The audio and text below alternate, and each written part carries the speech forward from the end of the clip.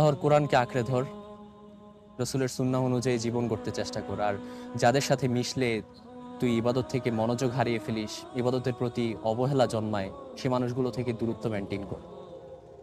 আর হ্যাঁ, হোক সেই মানুষগুলো তোর বন্ধু কিংবা গার্লফ্রেন্ড। এখন সবার আগে একটা কাজ করতে পারিস, আজকে থেকে মাগরিবের নামাজটা শুরু।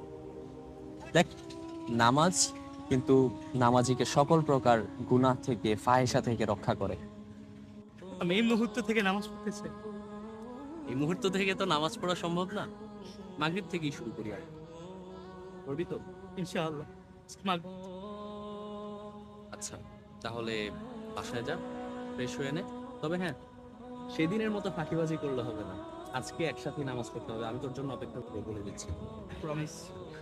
Promise? প্রমিস। ঠিক আছে, বাসায় যা, আমি অপেক্ষা করছি। কিন্তু আমি আসছি তখন। কল দিব, কল ধরিস।